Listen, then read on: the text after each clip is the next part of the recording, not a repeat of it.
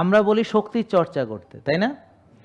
তো বলেন, আপনারা সবাই বলেন শক্তির চর্চা করে না যে দুর্বল হবেই সে। হবে এর পরে একটু জোরে টান দিতে হবে, মানে এটা ই প্রত্যয়। ই প্রত্যয় মানে হচ্ছে এখানে এটা হবে ই, মানে হবে ই, মানে একেবারে দৃঢ়ভাবে বলতে হবে, বুঝেননি? বলেন বলেন হবে ই। হ্যাঁ, হবে ই। শক্তির চর্চা, শক্তি স্বাভাবিকভাবে বললে হবে না, যেহেতু শক্তিশালী একটা ওয়ার্ড। বলেন শক্তির চর্চা করে না যে দুর্বল হবেই সে। হ্যাঁ, তাহলে যারা দুর্বল তারা শক্তির চর্চা করেনি, তা আমরা বলি শক্তির চর্চা করতে। কোনো ট্যাবলেট নেই খেয়ে সবল হবেন, পৃথিবীতে এমন ট্যাবলেট আবিষ্কার নেই খেয়ে আপনি একেবারে সবল হয়ে যাবেন। তাহলে তো মানুষ, অ্যাথলেটরা ট্যাবলেট খেয়ে খেয়ে চ্যাম্পিয়ন হইতো।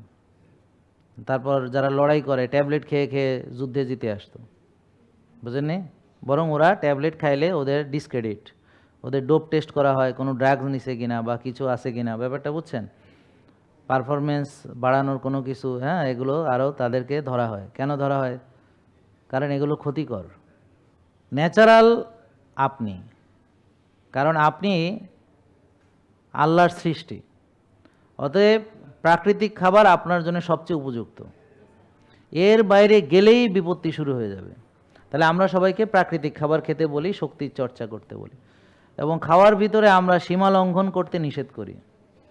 সীমা লঙ্ঘনকারীকে আল্লাহ তাআলা পছন্দ করেন না। পবিত্র কোরআনে বেশ কয়েকবারই এই কথা আল্লাহ বলেছেন। আল্লাহ তাআলা বারবার বলেছেন যে ডিসিপ্লিন মানতে, বুঝতে পারেন? যেমন আমি সকালে উঠে, ঘুম থেকে উঠে পাক পবিত্র হয়ে মসজিদে চলে যাব, এটা হলো একটা মুসলমানের ডিসিপ্লিন। কি ঠিক? জেকে লাইফস্টাইল লিমিটেড, ওষুধ মুক্ত সুস্থ জীবন।